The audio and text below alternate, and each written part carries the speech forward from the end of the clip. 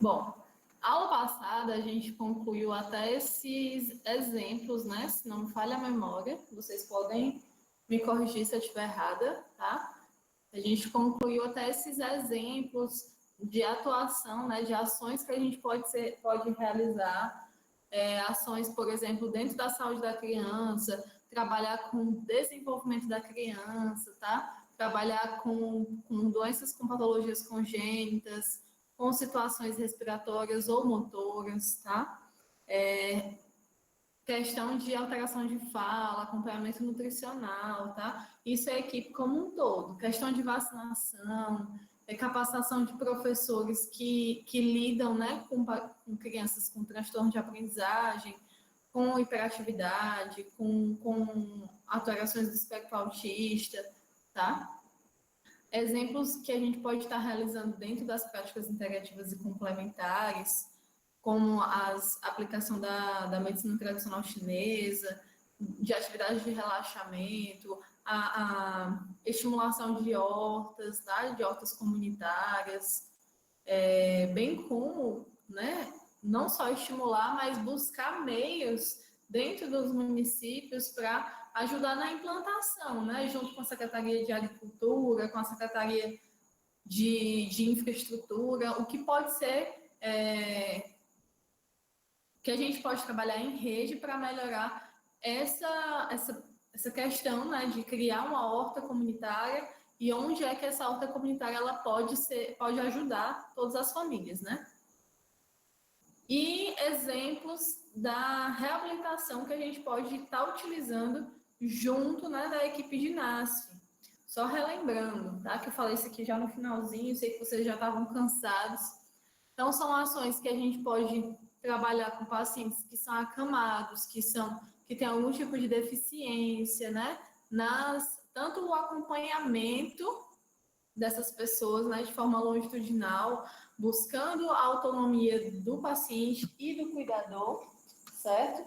E também fazer um levantamento, né, uma questão epidemiológica. Quantas pessoas com deficiências a gente tem na área das nossas equipes, tá? Isso é interessante até para destinar políticas públicas direcionadas para essa população, direcionadas para esse público, tá? Se a gente tem uma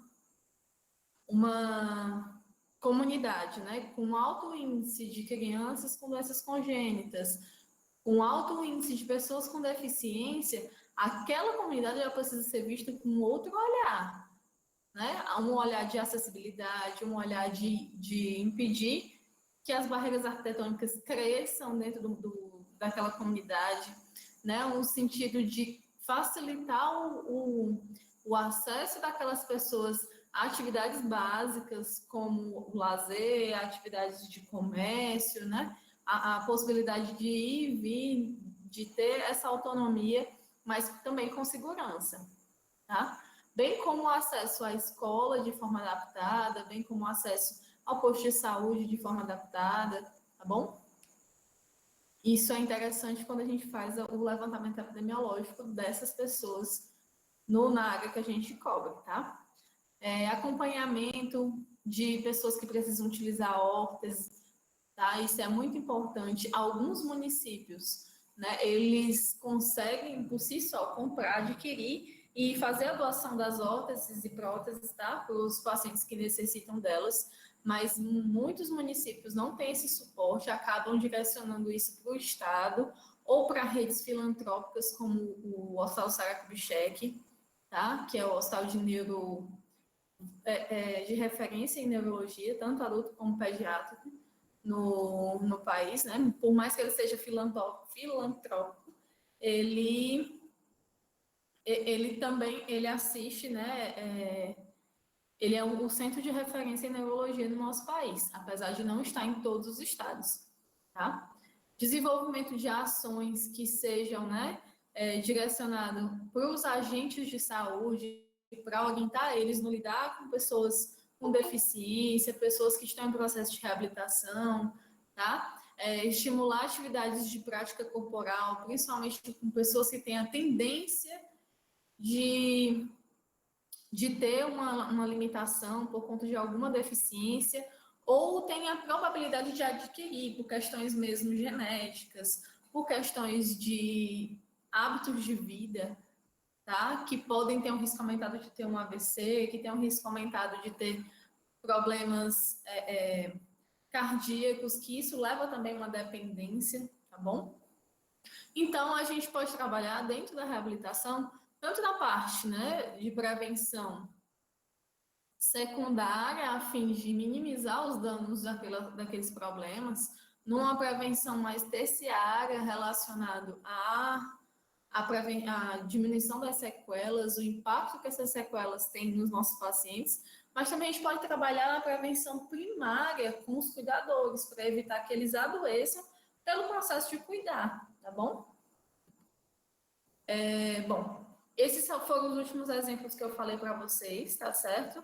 Agora a gente vai entrar num novo tema dentro desse, né? Numa temática um pouco diferente. Dentro desse trabalho do NASF, tá? A gente tem que iniciar nossos trabalhos dentro de um processo de planejamento, que isso envolve diretamente a construção de uma agenda para a equipe, de uma agenda que contemple, tá, as ações que nós vamos desenvolver junto com as equipes que nós fazemos a cobertura, tá? Junto com as equipes que nós estamos referenciados. Então, como o NASF, né, ele trabalha com equipes de estratégia de saúde da família ou com equipes de atenção básica, ele precisa organizar a sua agenda de forma que contemple todas elas. Né? Isso muitas vezes é o desafio das equipes, conseguir contemplar a maior parte todas as equipes de forma equitativa ou de forma proporcional à necessidade das equipes, também a quantidade de população, né, que cada um assiste, e que isso consiga, né, assistir às necessidades da população. Então, a construção da agenda é um passo primordial e que muitas vezes é negligenciado. Por quê? Por passar por cima do real papel que é o NASF, que é trabalhar com planejamento, quer trabalhar com discussão de casos, quer trabalhar com capacitação de equipe, com processos de educação de saúde, tá? Muitas vezes é passado por cima disso e o profissional do NASF, ele vira um profissional de atenção secundária, tá? Um profissional que faz atendimentos individuais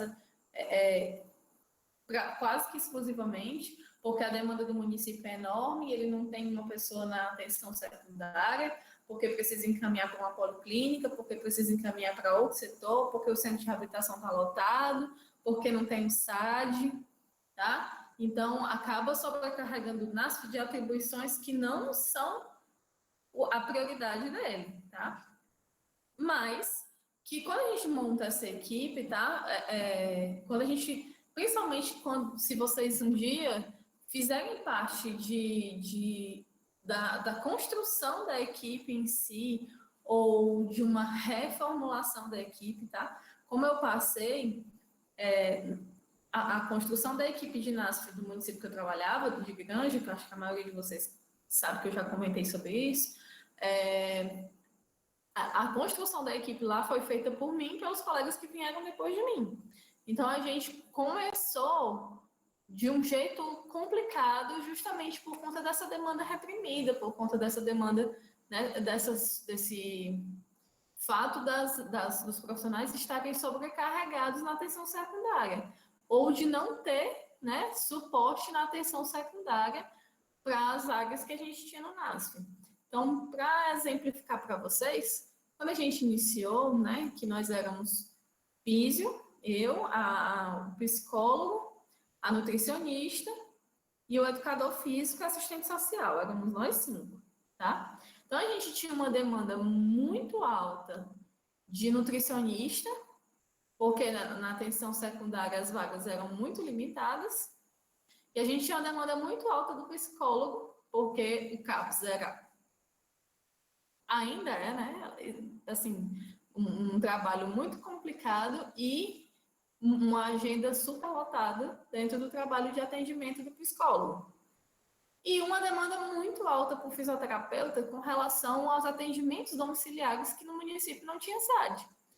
Então, nós 3 né, no começo, as pessoas queriam o quê? Que a gente fosse muito mais assistencial do que o restante da atenção, dos papéis de atenção primária. Então, no começo, a gente esbarrou muito nesse problema. Depois é que a gente conseguiu educar um pouco mais as equipes que a gente fazia parte, a gente também esbarrou na questão. Pode ser um problema para vocês quando forem trabalhar, porque na nossa época a gente só tinha uma equipe para um município de 60 mil habitantes. Um município com área territorial que dá sede para o distrito mais longínquo é 80 quilômetros, são 80 quilômetros. Então, você tira por aí a dimensão do município. Então, isso tudo dificultava muito o nosso trabalho. Então, a gente começou a conseguir, né, realmente direcionar aquilo que era atenção secundária para a atenção secundária e a gente conseguir trabalhar dentro da atenção primária. Conseguiu suprir algumas necessidades da atenção secundária de início e depois a gente realmente passou a bola. E, né, promover a autonomia dos pacientes que são mais dependentes, né, foi também diminuindo um pouco essa demanda. A gente conseguia levar para o centro de reabilitação. E a parte da psicologia ainda era um problema, porque CAPS nunca deixou de ser um lugar complicado, né? Mas que a gente conseguiu, né, mostrar para as equipes nosso papel enquanto, né, matriciadores daquelas equipes de estratégia. Então, a gente conseguiu fazer tudo isso, a gente começou a construir uma agenda muito mais dinâmica, uma agenda muito mais voltada para atividades, tanto para a população quanto para as equipes, né, com reuniões mensais, com capacitações de agente comunitário de saúde, com consultas compartilhadas, o que era muito bom, o que era muito necessário, tá? E a gente conseguia desenvolver, então, um trabalho melhor. Até no início, isso era muito mais, conseguido muito mais com o profissional de educação física e assistente social. E a assistente social fazia muito a ponte, né, da equipe de saúde da família com a Secretaria de Assistência Social, né? E isso também facilitava o nosso trabalho em rede. Então, quando a gente, né, inicia o processo de construção da agenda, nós temos os elementos constituintes da agenda de UNASF, tá? Então, a gente precisa direcionar as nossas ações, principalmente envolvendo esses tópicos. Reuniões de matriciamento com as equipes de atenção básica, tá? Essas reuniões de matriciamento seria para justamente avaliar a necessidade das equipes, planejar junto com elas as ações, os grupos, as consultas compartilhadas, discutir casos, né, que precisam de um olhar diferenciado, da discussão do caso clínico, da discussão do caso do paciente ou da família, sair então uma marcação de uma consulta compartilhada ou uma marcação de uma visita domiciliar, tá? Ou um encaminhamento para atenção secundária a partir dessa discussão. Ter a discussão e dar direcionamento àquele paciente. Não adianta a gente discutir um caso e no final das contas a gente não direcionar uma resolução do caso.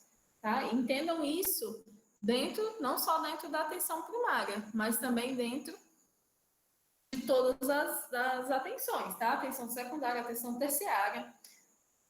Sempre que vocês discutirem um caso, a gente tem que dar resolutividade a ele. Porque senão a gente vai discutir à toa. A gente vai gastar tempo, vai gastar inteligência, né, para discutir, para pensar em soluções. E se a gente não realmente direcionar as soluções, elas não vão cair do céu, tá? Então, reuniões de matriciamento são com certeza, a parte mais importante do NASF, quando a gente planeja nossas ações junto com a atenção primária, junto com as equipes de saúde da família, tá? Essas reuniões de matriciamento, lembrar, né, se você tem, por exemplo, na sua equipe de estratégia, né? Você não consegue fazer uma reunião por semana, uma reunião de 15 dias, tá? Você consegue fazer, muitas das vezes, uma reunião por mês, até porque a equipe também tem seus planejamentos internos, suas reuniões de produtividade, suas reuniões com agentes comunitários de saúde. Então, tem outras áreas dentro da atenção primária que precisam também de reuniões. Tá? Então, sempre pensar que você tem que se inserir no contexto de necessidade do posto, tá? Da equipe, mas também tem que ver a necessidade de todas elas.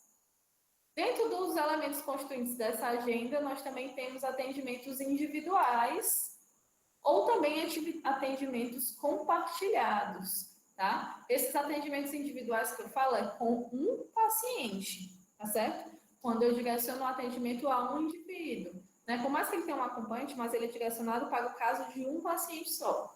Esse atendimento individual, ele pode ser específico, né, por mim, fisioterapeuta, ou pelo nutricionista, ou pelo psicólogo, um atendimento específico, especializado, né, da especialidade constituída no NASF. Ou ele pode ser um atendimento individual compartilhado com o enfermeiro da unidade, com o médico da unidade, tá? Então, esse atendimento pode ser, então, específico ou compartilhado. E esse atendimento específico ou compartilhado pode ser do indivíduo ou pode ser também da família, tá? Quando a gente pensa, principalmente quando é atendimento da família, a gente lembra dos atendimentos domiciliares, porque geralmente não vai a família toda para o posto, tá? Para a gente pensar em soluções, para a gente analisar a situação familiar, analisar a situação domiciliar, né? De como é que está o domicílio, se aquele domicílio ele tá adequado para as condições de vida daquele paciente, daquela família, se precisam de adaptações, se precisam de uma intervenção de outras secretarias, tá, dos municípios, e por aí vai.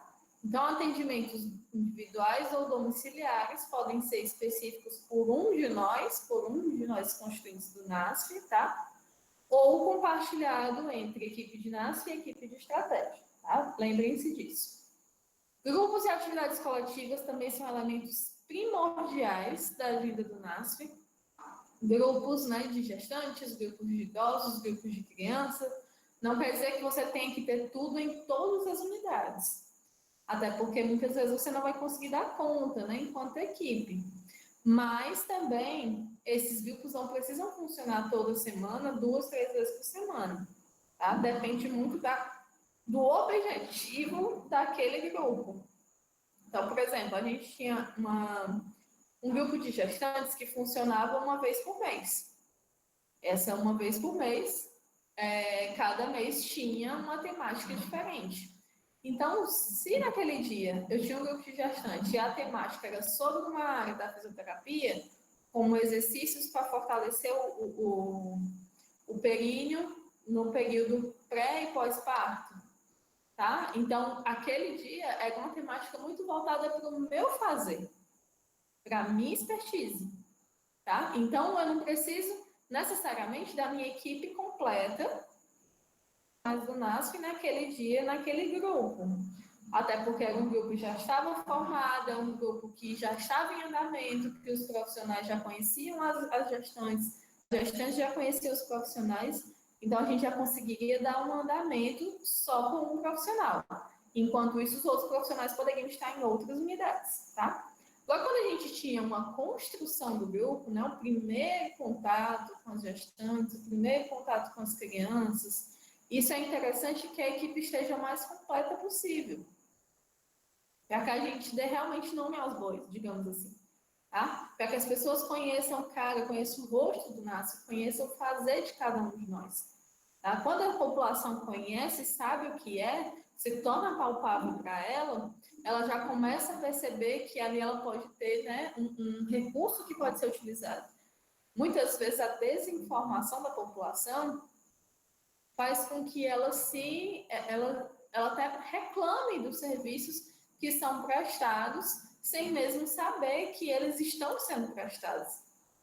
É muito importante que a família, que o indivíduo, tá, que ele está sendo assistido por nós, ele saiba dessa informação. Porque às vezes a gente só discute um caso numa reunião, mas a gente dá uma opinião, dá um processo de resolutividade e o paciente nem está sabendo. Né? Acha que nunca foi numa consulta com um fisioterapeuta, que nunca recebeu uma orientação da fisioterapia, ou que nunca recebeu uma orientação da nutrição.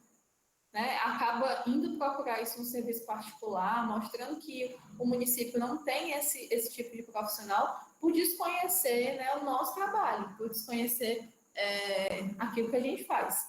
E uma coisa que eu sempre digo para todo mundo: quem não é visto não é notado, né? Não, você precisa realmente se mostrar presente, tá? Mostrar que ali tem o seu fazer, que ali tem a sua necessidade. Quando a gente não mostra que nós somos necessários em determinada função, lembrem-se sempre, se nós não somos necessários em alguma função, nós não vamos ser chamados para ela, tá? E aí a gente perde campo de atuação, a gente perde, né, local de trabalho.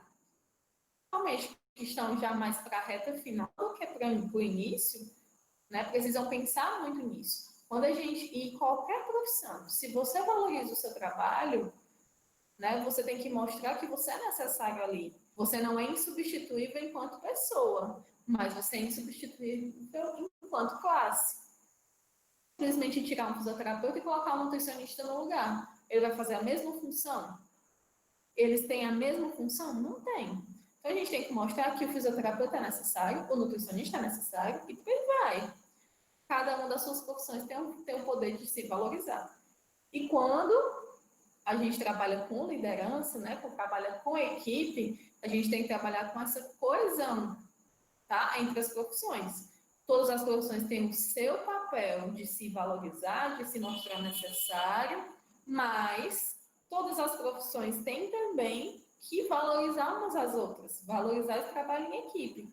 Porque se você não tiver uma equipe completa, tá, você consequentemente não vai conseguir fazer um trabalho bem feito dentro do NASF.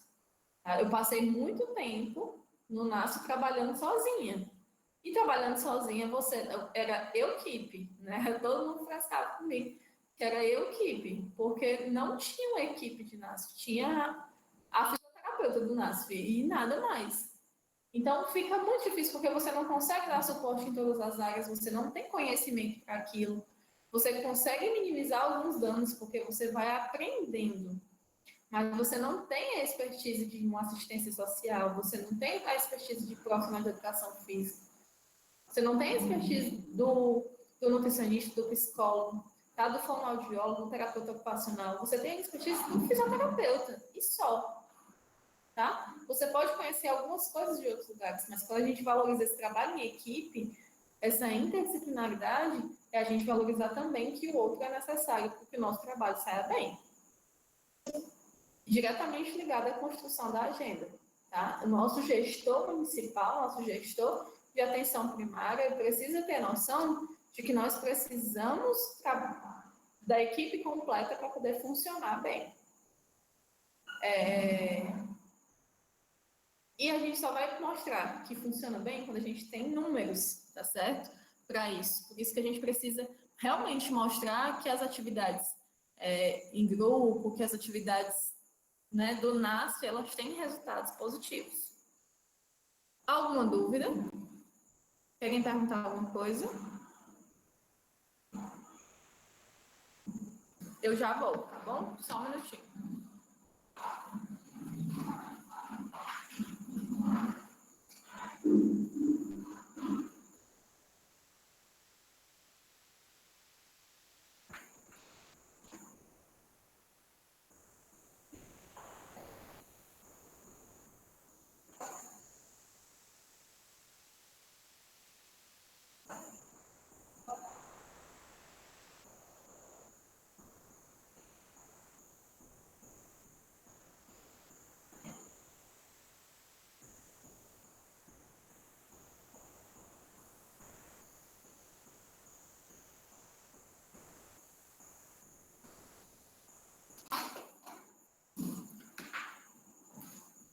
Nenhuma pergunta? Vocês estão tão caladinhos hoje, já estão dormindo. Mal começou a aula.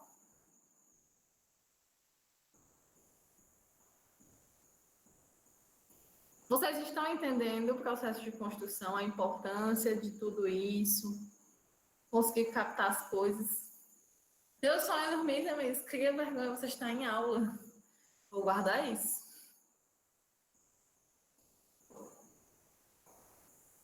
Muito bem. Voltando, então. Além dos grupos, tá? Atividades coletivas, espaço destinado à elaboração de materiais de apoio, cartilhas, tá? Que a gente pode estar utilizando dentro dessas atividades em grupo, elaboração de rotinas e protocolos para as equipes de atenção, né? As equipes de atenção básica, ações de educação permanente que a gente pode fazer junto às equipes, né? Principalmente com agentes de saúde, com técnicos de enfermagem para a gente trabalhar com segurança, tá? Questões de trabalho de campanhas, tá certo? Que a gente pode estar trabalhando com eles, né? De capacitar as equipes para trabalhar algumas campanhas que são mais específicas, como as campanhas de saúde do trabalhador, como campanha de Setembro Amarelo. Eu lembro que quando eu trabalhava, a gente teve muita dificuldade no primeiro ano de botar para frente a campanha do Setembro Amarelo.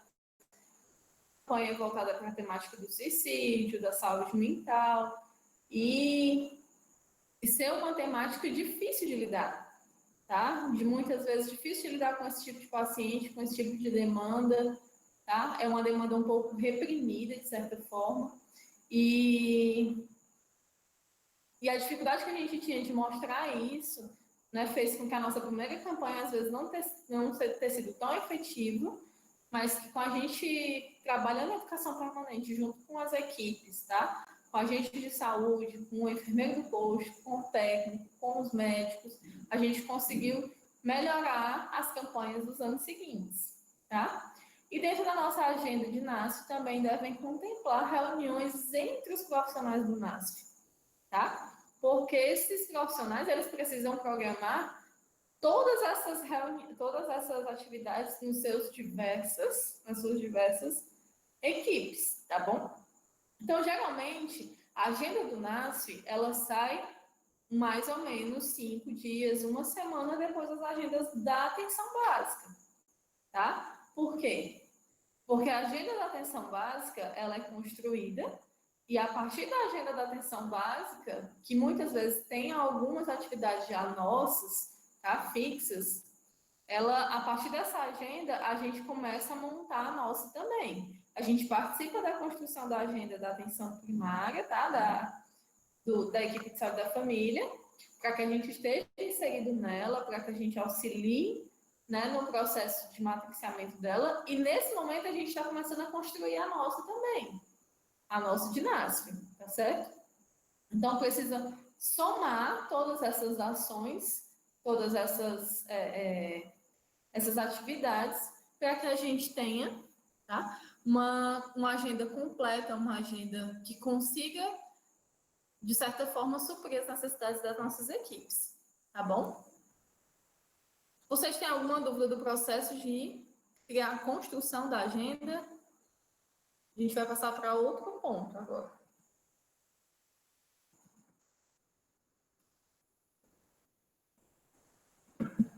Quero bem na hora da prova.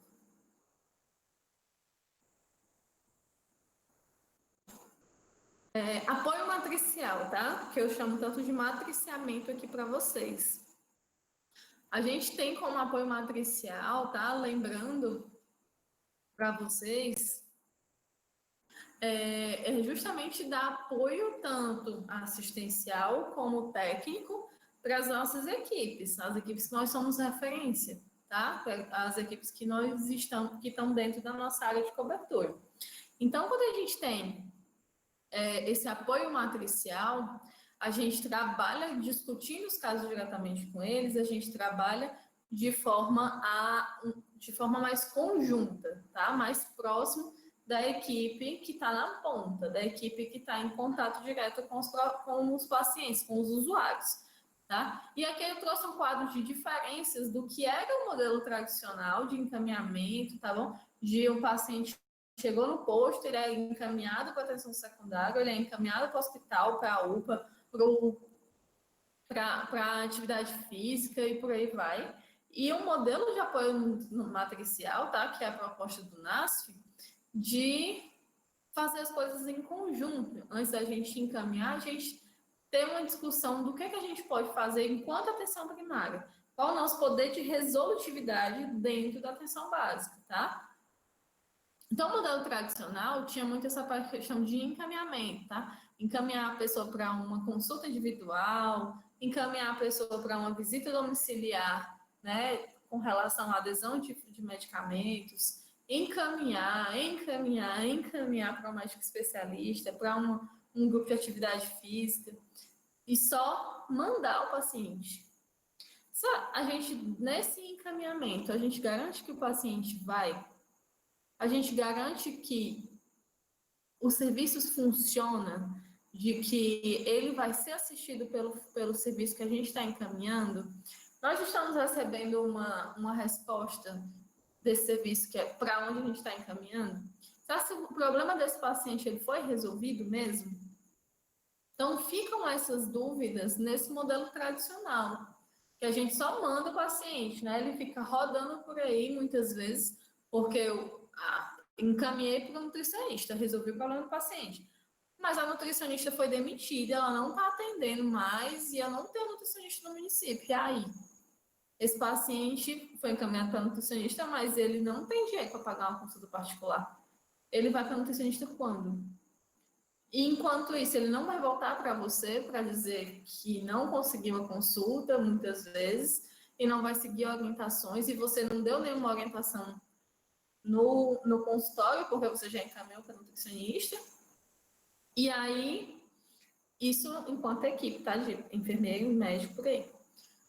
E aí, aquele paciente vai continuar no erro, não vai melhorar, ou com isso ele não vai conseguir a cirurgia, né? Fazer a cirurgia que ele estava já nos trâmites pré-operatórios, ele não vai conseguir diminuir a ingesta de sal e açúcar, pode vir a ter um AVC, pode vir a ter uma complicação de diabetes, porque o problema dele não foi resolvido, o problema dele foi passado adiante.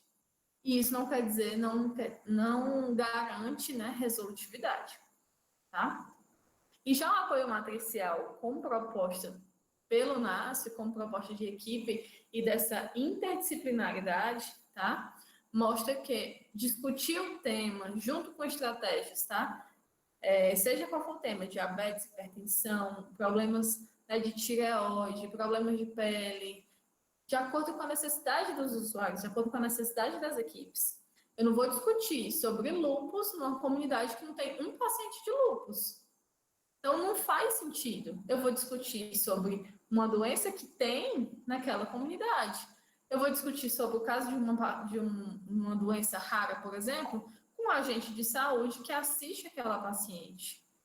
Tá? Então, situações de doenças muito raras, a gente discute mais delicadamente, até para poder, porque com doenças que são mais raras, elas são mais difíceis de ser tratadas, elas são mais difíceis de lidar, então eu preciso explicar de uma forma mais detalhada, muitas vezes, tá? Então, quando a gente pega temas assim, bem abundantes, a gente precisa de que os profissionais, eles deem cada um o seu papel dentro daquele problema de saúde, tá? E ali a gente consiga tirar orientações que podem ser dadas em grupo, orientações que a gente pode dar na forma de uma palestra, na forma de uma sala de espera, tá bom? E a gente entra em comum acordo. Deixa eu ver aqui. Travou para vocês? Ou foi só para Tamires?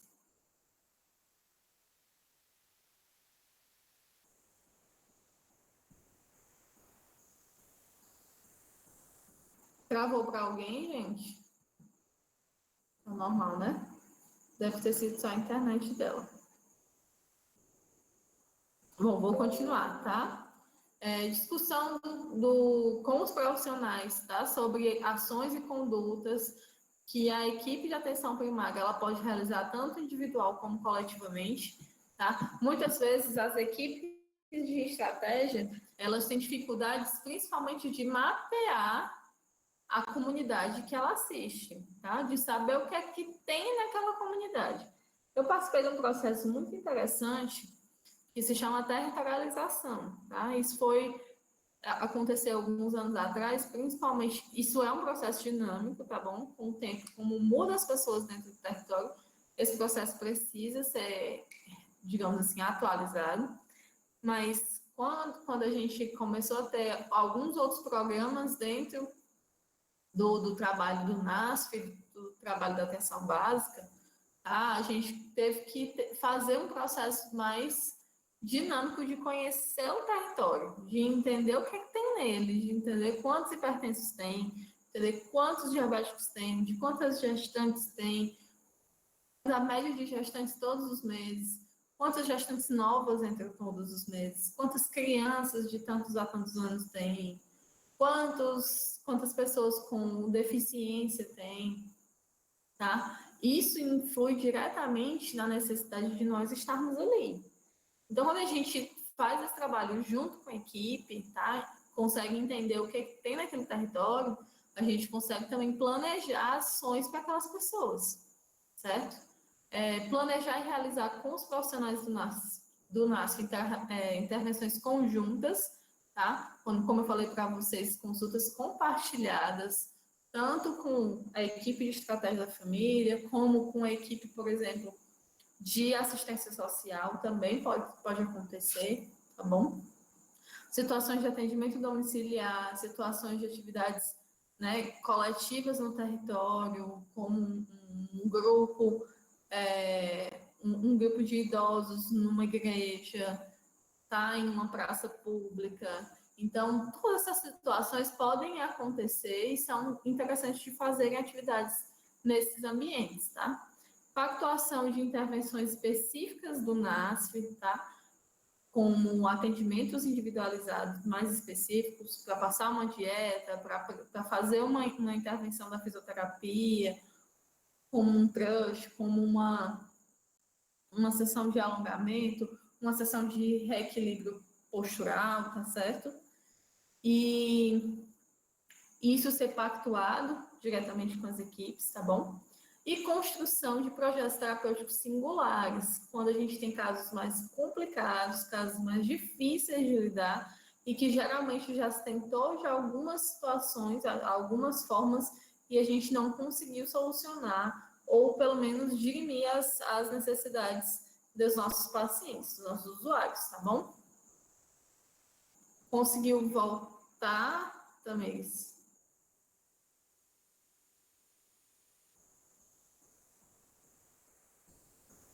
Ótimo. Pronto. Então, quando a gente trabalha apoio matricial, é justamente esse trabalho que eu sempre venho falando para vocês, de ser mais junto, tá? De somar as forças para trabalhar com os usuários de saúde. E quando a gente trabalha, tá? As atividades coletivas como atividades em grupos, eu trouxe para vocês a divisão básica, tá? De 3 tipos de grupos. Isso é importante que vocês saibam, porque muitas vezes a gente trabalha em grupo, mas não sabe que tipo de grupo a gente tem. A gente juntou aqui uma galera que está, por exemplo, várias gestantes, mas elas estão em meses diferentes de gestação, em semanas diferentes, tá? Elas não têm nenhuma doença específica, só estão aqui por conta da gestação. E qual é a intenção desse grupo, tá? O objetivo é de quê? Só de orientar? O objetivo é ter uma meta específica? Dentro desses pacientes, eles precisam, por exemplo, um grupo de tabagismo, e eles precisam evoluir ou com a diminuição ou com a parada do cigarro, tá? Do fumo, do tabagismo. Então, qual é a intenção dos grupos? Por isso que eu trouxe essa divisão para vocês entenderem qual é essa diferença, tá? Porque os grupos não são todos iguais. A gente tem grupos operativos, tá? Que são grupos de pessoas com objetivos em comum. Isso, né? Um exemplo muito claro seria o grupo de gestantes, por exemplo. Né? As pessoas estão ali com objetivo em comum, de receberem uma orientação com relação à parte gestacional, de tirar dúvidas, de entender, muitas vezes são mães de primeira viagem, e entender como é que funciona, tá, o processo da gestação, quais são as mudanças que ocorrem no corpo da mulher, quais são os cuidados com o recém-nascido que precisam ter. Então, os objetivos são comuns daquelas mulheres, tá certo? Mas também é um grupo que envolva parte de tarefas e vínculos, tá certo? Então, a gente pode construir situações de vínculos entre aquelas gestantes, onde uma, né, acaba apoiando a outra em situações, né, de vulnerabilidade psicológica, de vulnerabilidade social, a gente consiga promover uma interação entre elas, onde elas se conheçam, onde elas troquem figurinhas, tá certo? E assim a gente consegue direcionar, que elas aprendam, que elas consigam realmente fazer com que o assunto que foi levado para elas por profissionais, às vezes não é tão captado facilmente, mas se uma consegue entender, acaba repassando para outras com uma linguagem mais fácil, tá? Ou mesmo situações de mães que já teve outros filhos, passar informações, né, passar situações que já aconteceram para as outras mães que são da primeira gestação. Tá? Isso é muito comum que a gente tenha esse compartilhamento de informações nesses grupos, tá? É um grupo também dinâmico, reflexivo e democrático, onde todos têm o direito de voz, onde a gente tem a participação daqueles participantes dos grupos dentro das tarefas, onde eles podem direcionar os assuntos que podem ser abordados, que eles querem que sejam abordados. Isso é muito importante, tá bom? Também quando a gente trabalha com idosos, a gente pensar nessa questão de ser democrático. Por que só a gente que é profissional está escolhendo os temas, os assuntos? Tá? Por que só a nossa vontade é é o que impera, tá? Então, os próprios usuários do SUS, os próprios usuários daqueles grupos, eles têm voz e eles têm necessidades que muitas vezes não passam pela nossa cabeça. E essas necessidades, justamente, tá? Elas precisam ser trabalhadas. Às vezes não é da minha alçada, né? Não é da minha expertise, não é aquilo que eu conheço, que eu trabalho com frequência. Mas eu posso direcionar outra pessoa, eu posso convidar outra pessoa que tem experiência na área para poder solucionar. Isso a gente teve um exemplo para vocês, tá? Na época que eu trabalhava no NASF, surgiu a necessidade de um tema sobre questões mesmo de direitos, né, da gestante, direito das pessoas com deficiência. E como é um tema difícil, né, que muitas vezes não só assistente social consegue, né, trabalhar sobre isso, mas precisa ser pessoas que trabalham diretamente com o Conselho do Idoso, que trabalham diretamente com questões, né, de direito mesmo, tá? Então, a gente convidou uma advogada que trabalhava no município, né, na parte de procuradoria, para tratar de assuntos mesmo jurídicos que podem ser necessários durante a gestação. Às vezes um benefício, por que o benefício às vezes é cortado, por que o benefício às vezes não é aprovado, mesmo ela sendo gestante, ela já recebendo o benefício anteriormente. Às vezes só a assistência social não consegue dirimir todas essas informações. A gente precisa ter outras pessoas que muitas vezes nem são da saúde, tá? Para poder trabalhar junto com a gente, né, e solucionar essas dúvidas. E isso, muitas vezes, é muito melhor para elas, porque elas tiram uma angústia, tiram um problema, né, ou conseguem solucionar um problema numa situação prática dentro do processo de saúde. E isso, na resolução de um problema, acaba diminuindo a carga emocional em cima daquela mulher, a carga, às vezes, também de trabalho financeira, por ser quem sustenta a casa, por ter outros filhos e ter necessidades básicas que não estão sendo sanadas, tá? Então, a gente precisa entender que muitas vezes não é só o trabalho dos profissionais da saúde, mas a gente identificar as necessidades e procurar quem pode ajudar. Alguma pergunta?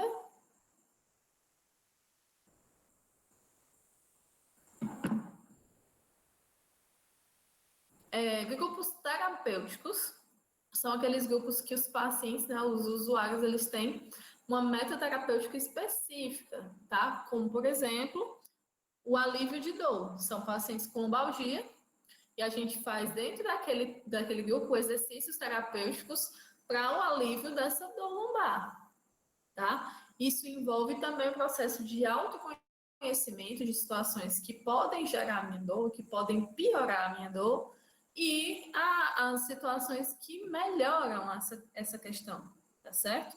Isso também envolve desenvolvimento pessoal, porque quando você se autoconhece, né, você tem um conhecimento daquilo que te traz problemas, daquilo que melhora a sua situação de saúde, você consequentemente começa a ter novos hábitos de vida, ou deveria começar, tá? Então, se você sente uma dor no joelho, quando agacha, teoricamente, o que você faz? Você não agacha. Então, isso é um autoconhecimento que gera um desenvolvimento pessoal. Você não vai fazer aquilo que você sabe que promova a sua dor, a não ser que seja extremamente necessário. Você vai começar a se adaptar, vai sentar numa cadeira mais baixa, mas vai evitar agachar para pegar um objeto que está no chão, tá? Você vai tentar apoiar e pegar com o pé ou algum objeto que consiga, para que você não tenha esse estímulo de dor no seu joelho, tá? Então, isso, quando você se conhece, sabe as situações que devem ser evitadas, consequentemente, você se desenvolve, você muda alguns hábitos de vida, tá? Claro, para a gente mudar hábito, essa situação, esse problema, ele tem que estar afetando diretamente o meu bem-estar. Lembre-se disso, né? As pessoas muitas vezes não mudam hábitos de vida porque aquilo ali não está afetando o bem-estar delas. Porque as doenças são silenciosas, porque não causou dor, porque não causou um problema maior que precisou de internação, tá? Muitas vezes as mudanças de hábito, elas são dificultosas, elas são difíceis, porque as pessoas não estão sentindo na pele o problema que está dentro delas. Isso acontece muito na hipertensão, isso acontece muito no diabetes, tá? Isso acontece muito com relação ao cigarro. Ah, se não está me trazendo problema, eu vou continuar fumando. Se não está me trazendo problema, eu vou continuar ingerindo bebida alcoólica. Isso acaba mudando os hábitos quando a gente tem uma doença instalada, por serem problemas silenciosos, tá certo? Então, quando a gente trabalha com dor, com situações, né, que são incapacitantes, com situações que geram problemas bem mais específicos, a gente consegue ter mudanças de hábitos de vida assim, um pouco maiores. É muito difícil você mudar hábitos alimentares se aquela situação, né, da alimentação não está lhe provocando desconforto. Muitas vezes a gente só vai mudar hábito alimentar quando a gente já está não cabendo nas roupas, quando a gente está passando por situações de constrangimento, quando a gente está passando por situações, né, de constrangimento não só para a obesidade, mas para a desnutrição, quando a gente está passando por situações onde isso está levando a problemas de saúde, como a falta de ar, como a dificuldade de deslocamento, tá certo? Então, muitas vezes, os hábitos alimentares são os mais difíceis de mudar, porque a comida que a gente come não necessariamente faz mal naquele momento, mas talvez o acúmulo dela vai fazer mal com o tempo, tá? E a questão do grupo terapêutico promove diretamente o aumento do autocuidado, né? Lembrando que a gente tem que trabalhar dentro da atenção primária com autonomia, né? Que o paciente, dentro daquela política de humanização que a gente conversou, né? Ele é corresponsável do seu processo de saúde. Então, eu tenho a minha parcela de responsabilidade dentro do processo de saúde do meu paciente, mas ele também tem. Se ele não se motivar, se ele não aderir aos hábitos de vida saudáveis ou que são necessários para diminuir os sintomas daquele problema dele, eu não vou ter sucesso nunca. É como se fosse 50% e 50%. Né? E isso vale tanto para a atenção primária como para as áreas de reabilitação, certo? Para tudo. Porque quando vocês forem para as clínicas, quando vocês forem para centros de reabilitação, tá, de municípios, vocês vão se deparar com pacientes que estão lá, ó, há anos-luz. Por quê? Porque não mudam os hábitos de vida. Porque não se autoconhecem, não promovem autocuidado, não mudaram hábitos de vida nenhum, continuam fazendo as mesmas coisas de 5 anos atrás. Estão há 5 anos na fisioterapia. Porque a fisioterapia alivia a dor naquele momento, aí passa um dia sem dor, no outro dia já tem dor de novo, mas aí já vai para a fisioterapia de novo. Aí no dia que não tem fisioterapia, toma o quê? Um remédio. E isso alivia a dor, tá? E aí no dia que não tem fisioterapia, toma um remédio. No dia que tem fisioterapia, não toma um remédio e por aí vai. E aí vai detonando não só o físico, tá? Por estar sobrecarregando e tentando aliviar com a fisioterapia.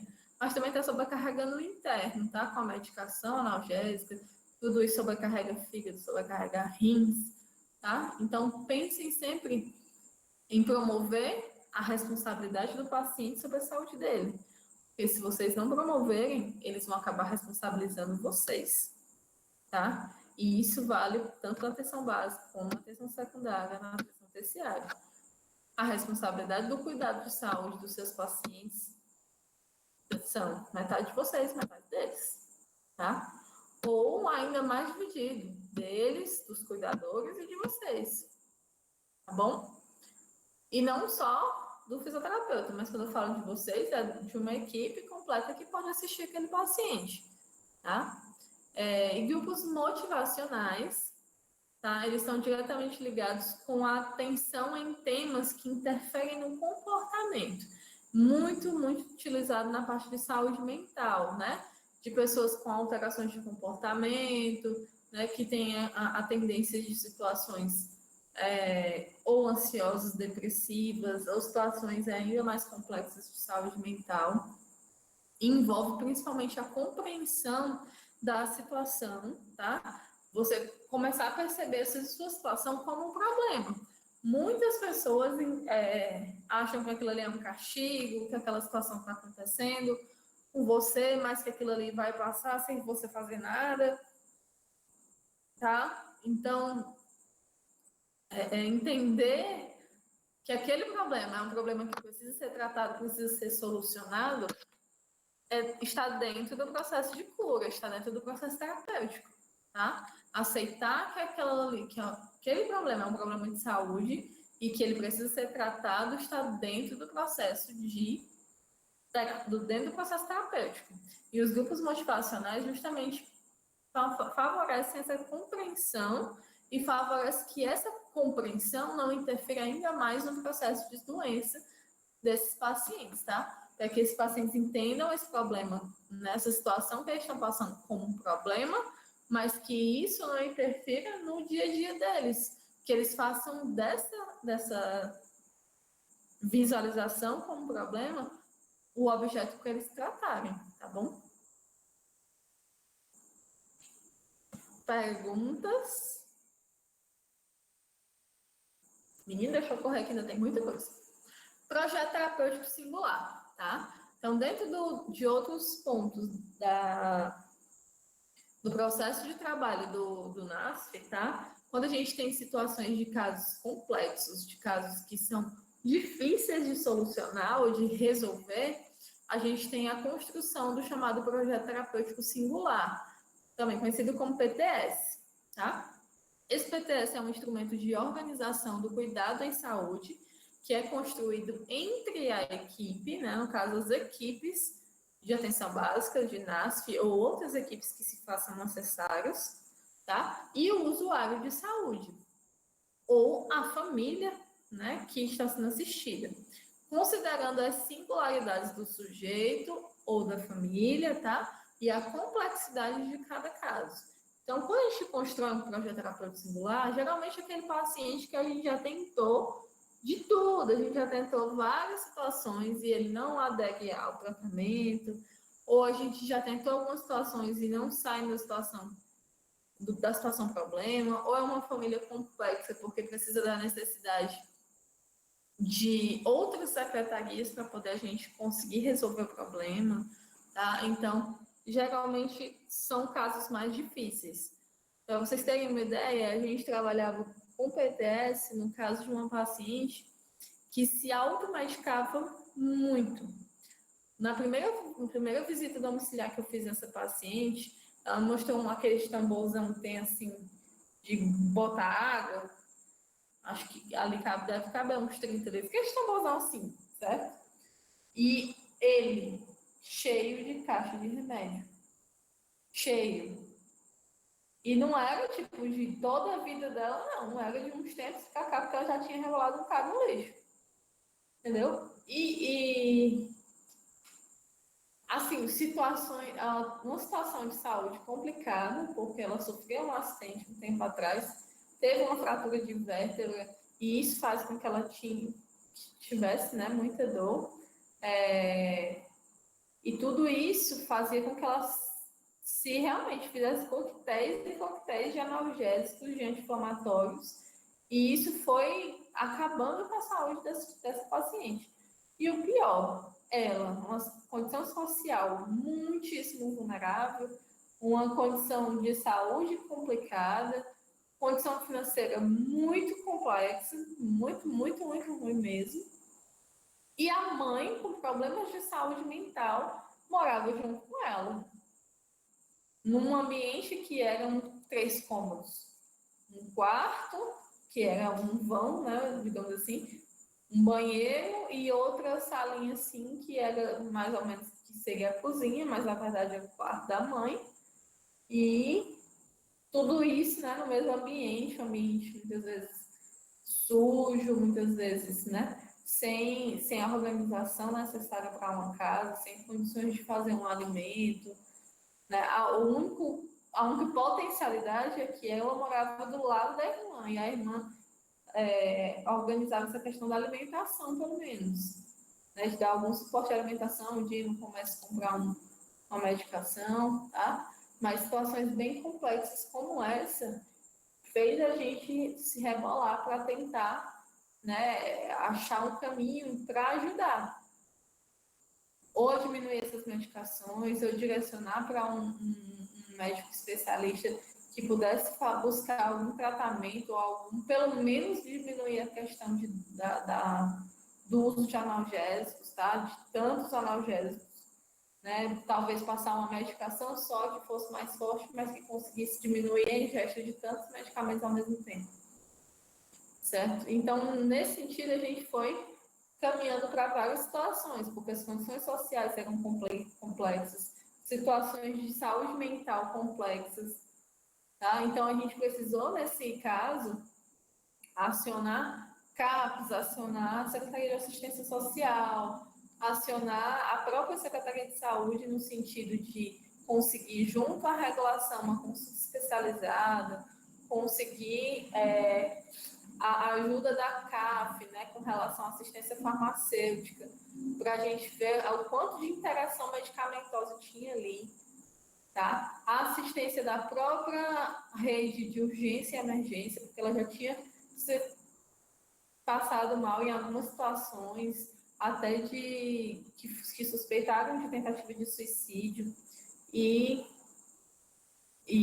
teve uma certa, segundo a própria paciente, uma certa negligência do atendimento de urgência. Então, a gente teve que acionar várias entidades dentro do município para poder dar uma amenização no caso dessa paciente, tá? Dessa paciente e da mãe dela. Então, dentro do projeto terapêutico singular, a gente tem que notar, né, que identificar as necessidades de saúde daquele usuário e daquela família, tá? Necessidades de saúde não é só. Lembrando que saúde é uma coisa muito complexa. É um bem-estar biopsicossocial e espiritual também. Tá? Então, a gente precisa levar em consideração a espiritualidade, a questão social, financeira, e que tudo isso influencia na saúde. Tá? Discussão do diagnóstico, definir o que é o problema central, quais são os outros problemas que estão interligados a ele, que potencializa, que piora ou que melhora, e dar um diagnóstico, digamos assim, definir quais são os cuidados direcionados para aqueles pacientes, tá? Quais são os cuidados que eu preciso ter, tanto especificamente alguém da equipe, como também um cuidado compartilhado entre todos os profissionais. E lembrando que isso tudo é feito para pacientes que estão em situações mais complexas, né? Eu não vou fazer isso numa situação de que um paciente ele adere totalmente todas as minhas orientações, que ele está se virando nos 30 para conseguir seguir à risca, né? A nossa terapia, o que a gente orientou, aquilo que a gente conversou, né? São pacientes que são cooperativos. Essas situações mais complexas são geralmente para pacientes que não cooperam, para famílias que não têm adesão, tá? Ou às vezes o usuário de saúde, né? O paciente, ele tem interesse de aderir, mas a família não auxilia, não tem condições familiares ou condições sociais para aderir ao tratamento. E a gente precisa acionar outros trabalhos, tá? Então, dentro do projeto terapêutico singular, a gente tem 4 passos principalmente. O diagnóstico e análise, quando a gente avalia a situação do paciente, né, de maneira ampla, buscando realmente a integralidade, os aspectos físicos, psíquicos e sociais, e fazer com que isso a gente tenha uma conclusão, né, uma análise de fato a respeito de riscos, vulnerabilidades, potencialidades, resiliências, tá? Tudo aquilo que pode me ajudar a piorar ou a melhorar o caso, né? Identificar onde é que eu tenho riscos e onde é que eu tenho melhora, tá? E isso a gente realmente captar, né? Como é que aquele paciente, como é que aquele sujeito, ele se coloca dentro daquela situação, tá? Como é que ele se coloca diante da doença dele, diante dos interesses dele, tá? De questões de trabalho, de família, de rede social, no caso, né, de amigos, da comunidade que ele está ali, dos vizinhos, ou dos amigos do trabalho, ou dos amigos da igreja, tá? Da rede em que ele está inserido. A partir do diagnóstico e dessa análise, onde eu avalio a situação de uma forma bem mais ampliada, tá? Eu tenho o segundo passo, que seria a definição das ações e das metas. Pensem sempre dentro de um PTS, tá?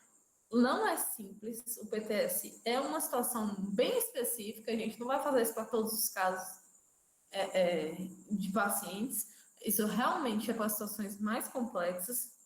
Então, quando a gente fizer um PTS, tem que fazer realmente bem feito, porque são situações muito complicadas.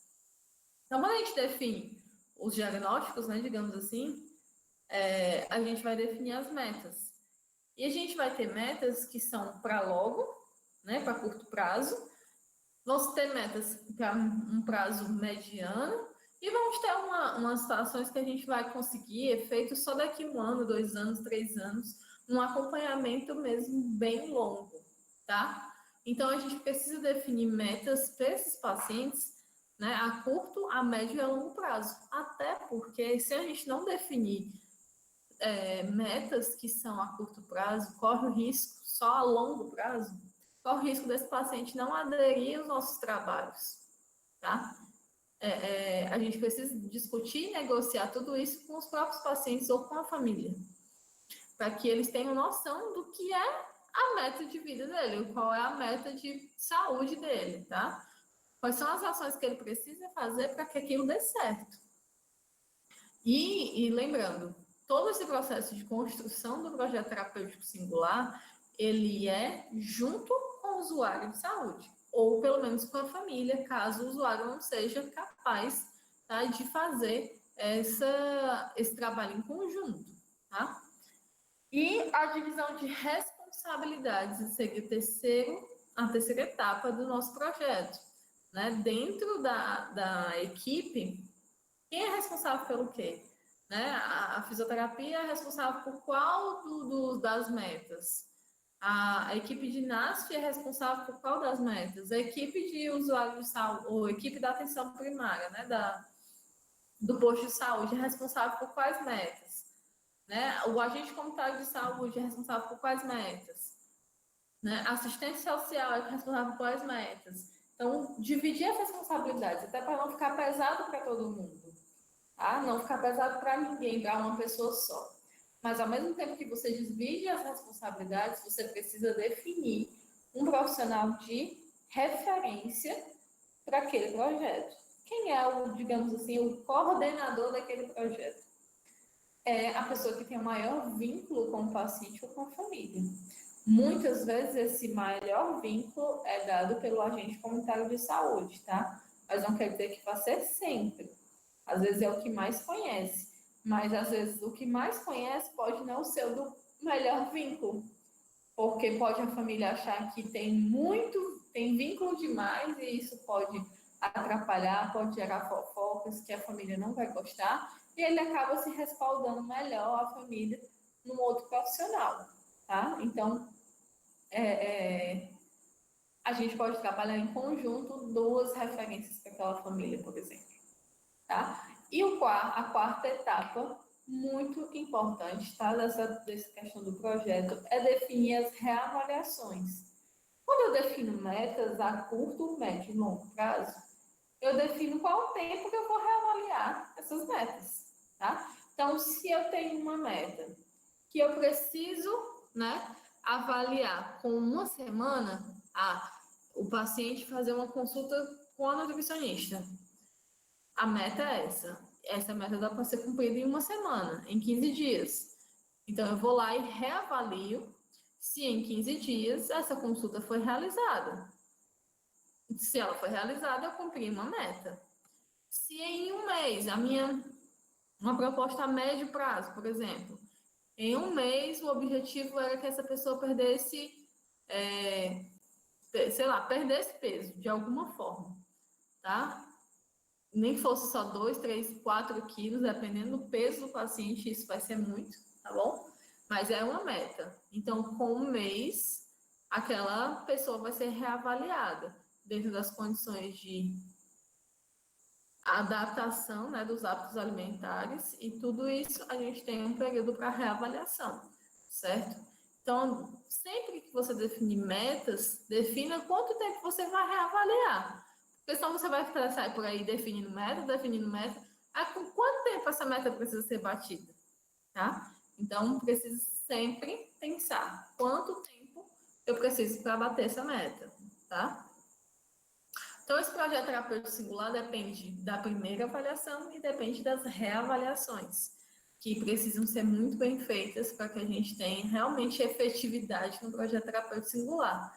Isso envolve motivação do nosso usuário de saúde, motivação das equipes que estão acompanhando, articulação com outros setores, tá? Recursos para a gente conseguir realmente resolver a situação do problema.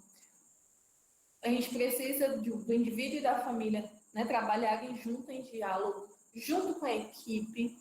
A gente precisa de pactuação entre o que a equipe definiu de meta e aquilo que o indivíduo consegue, né, resolver. E isso leva diretamente à corresponsabilidade de saúde, onde a equipe não é responsável pelo processo de saúde todo do paciente, não. Ele é responsável também. E a gente tem um trabalho conjunto, tá bom? E o conceito de clínica ampliada, tá? São 2 slides que eu acrescentei, eu acho que eu tinha mandado essa aula para vocês. Eu vou reenviar ela com esses 2 slides, tá? Que eu não tinha acrescentado. O conceito de clínica ampliada, tá? Só para a gente poder finalizar essa parte, é quando a gente valoriza essa escuta mais qualificada, mais atenta dentro da atenção primária, tá? É um dos pontos principais do nosso trabalho dentro do NASF. Mostrar, e isso se aplica a tudo, não só ao PTS, tá? É escutar atentamente, qualificadamente, porque nós somos profissionais mais especializados, dentro da atenção primária. Isso vai ampliar o meu entendimento de todo o processo da saúde, né? Do processo de adoecimento daquele paciente, sem supervalorizar, tá? determinada matriz de conhecimento. Como assim? Sem supervalorizar a medicina, sem supervalorizar só o aspecto nutricional, só o aspecto fisioterapêutico, tá? de movimento, sem supervalorizar a parte social, pensando que aquele paciente precisa ser visto integralmente. Se ele às vezes tem um problema um problema nutricional, que foi o que levou ele ao atendimento de saúde, esse problema nutricional pode ter vindo de um problema de saúde mental, pode ter vindo de uma questão social de violência doméstica, de violência psicológica, tá? Tem que pensar de uma forma mais realmente ampliada em possíveis causas que podem estar gerando esses problemas de saúde, tá? Então, para que a gente aconteça, né, para que essa clínica ampliada ela aconteça, a orientação dos profissionais para reconhecer, né, que cada situação ela é singular, ela é única, né, e precisa se ponderar o quão possível e necessário essa questão de compartilhar os diagnósticos e as terapêuticas, junto com as outras equipes, junto com o trabalho em rede e também junto com o paciente. Você não é só um profissional de clínica, que você, vou fazer isso aqui com você, o paciente entra, muda e sai calado, onde você não avalia nem se o paciente tem dor dentro do seu processo de reabilitação, tá? Não pergunta como é que ele evoluiu, como é que foi em casa. Isso é muito complexo, porque você não consegue diagnosticar bem, você não consegue tratar bem, você não avalia bem, você não trata bem, tá? Então, dentro desse processo de clínica ampliada, a gente tem no centro, né, a família e o paciente, principalmente o paciente que está implicado diretamente, e esse processo complexo, né, que envolvendo prevenção, envolvendo diálogo, colaboração e interação entre ele e a equipe, entre eles outros setores, a conscientização do problema, a necessidade que ele tem de identificar que o problema existe, tá? E a visão de uma maneira global, integral, do problema de saúde do paciente, tá? E a diferença básica entre o modelo tradicional e o modelo mais novo dessa questão da clínica ampliada, tá? É a gente pensar o quê? Que o modelo tradicional, ele tinha uma baixa capacidade de resolução dos problemas. Era muito de encaminhamento, tá? Poucos instrumentos para compreender e agir sobre os determinantes de saúde, e isso fazia com que o paciente rodasse e não tivesse resolução do problema, tá? No modelo tradicional, a redução da complexidade dos problemas das pessoas à dimensão biológica, né? As pessoas não tinham a noção do quão complexo né, o problema de saúde. Os serviços foram transformados em grandes ambulatórios de consultas, onde o paciente só vai até o posto de saúde para se consultar porque ele está com febre, ou porque ele está isso, ou porque ele está aquilo, ou para renovar uma receita, ou para pegar um medicamento, ou para receber uma vacina. Ele não está ali para tornar a saúde dele melhorada, tá? Ou também a questão de práticas centralizadas no profissional médico, tá? A gente tem que lembrar que muitas vezes nós mesmos, no nosso dia a dia, a gente supervaloriza o médico, porque só ele consegue resolver nosso problema. Será que é só ele que consegue resolver? Será que só o atendimento de medicina consegue resolver o meu problema? Será que eu não estou pensando que ele vai passar uma medicação que visualmente o problema vai ser reduzido, mas que ele vai instalar ainda? Tá? Então, a clínica ampliada justamente faz o contrário disso, onde a gente tem uma formação de equipes territoriais com uma visão do que tem no meu território, das necessidades de saúde da minha população, tá? Com um olhar multiprofissional, onde eu consigo enxergar que aquele paciente necessita de um olhar diferenciado, tá? A compreensão do sujeito, do nosso paciente, do nosso usuário de saúde, dentro do contexto que ele está, dentro da questão social dele, não só do processo de doença que ele procurou o serviço, tá? A constituição da rede de saúde em cuidado, da rede de cuidado como um todo, tanto saúde como assistência social, educação e por aí vai. E a criação do vínculo entre profissionais da unidade entre as equipes e os usuários. Isso é muito importante, tá? Quando a gente pensa nessa criação de vínculo, o paciente ele vai vir para a gente com problemas, às vezes, muito pequenos, mas que a gente consegue resolver antes de ele virar um problema grande. Ou a gente consegue vincular naquele usuário um multiplicador de saúde, tá? Isso é muito importante quando leva o usuário, ele passa a ser multiplicador das informações que ele recebe no posto. Então, ele, ao invés dele estar ali, né, causando mal a uma pessoa, fazendo uma fofoca na calçada, ele vai começar a falar sobre assuntos melhores, assuntos que ele aprendeu e tudo mais, tá? Isso a gente precisa sempre pensar. Com esse mundo informatizado, né, que a gente vive hoje, muitas vezes as conversas de calçada são fake news, né? São sobre assuntos que estão na mídia, mas que muitas vezes não são verdade, tá? Então, sempre pensar também dentro desse processo, né, de informatização do mundo inteiro e também dos nossos usuários de SUS, por mais que eles sejam os mais pobres possíveis, pode olhar que na casa dele tem internet, tá? Tem um celular, tem alguma coisa que consiga acessar a internet. Ou se não tiver, tem pelo menos na televisão lá, que já faz um bom serviço de espalhar muitas fake news às vezes. Então, essa situação, algumas situações, os pacientes acabam tomando tudo isso como verdade. E isso torna-se problema, porque quando eles tomam isso como verdade, eles vão repassando para Deus e o mundo, tá? Então, sempre pensem dessa maneira também com os pacientes de vocês. Opa!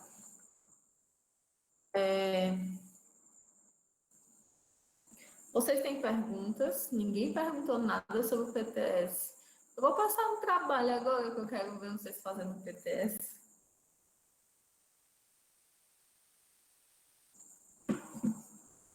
Alguma dúvida? Alguma pergunta? Sexta-feira à noite, todo mundo descansado, porque todo dia é fim de semana, todo dia é feriado, não é assim que tá a vida? Cadê vocês? Nem tanto.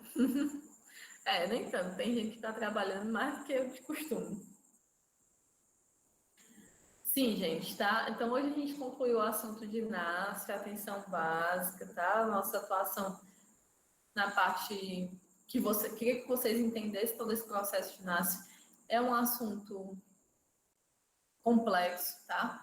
Não, às vezes é palpável para alguns de vocês que já trabalham como agente de saúde ou trabalham como técnico, ou trabalham nos postos de saúde, de certa forma, tá? Ou frequentam com certa frequência os postos, tá certo?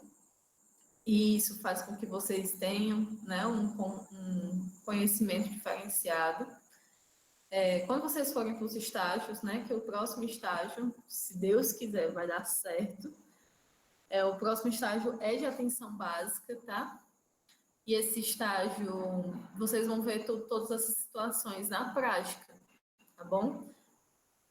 A gente vai conseguir esses estágios junto também ao trabalho da residência de saúde da família, o que é muito importante para a gente conseguir, né? Que vocês visualizem esse trabalho na prática, né? Como é que está o funcionamento das equipes de NASF, as equipes voltadas à parte mais especializada das equipes de saúde da família, tá? Com relação a esse assunto, eu fiz 2 casos clínicos, tá? 2 situações, não são bem casos clínicos, são situações clínico-familiares, tá? Onde eu fiz 2 casos e eu vou jogar os 2 em 2 postagens diferentes lá no Classroom, tá? Ainda tá mostrando para vocês, tá? Não tá? Pronto. Casos, tá? O caso da Maria, o caso do José. E eu vou jogar eles em 2 postagens diferentes, tá? Eu disse que esse é o nosso primeiro fórum, o de humanização e saúde, mas não. Vai ser esse não vai ser uma espécie de fórum, mas vai ser uma discussão e entre todos nós, cada um vai ter que postar pelo menos uma postagem, tá, sobre o caso, sobre como a gente pode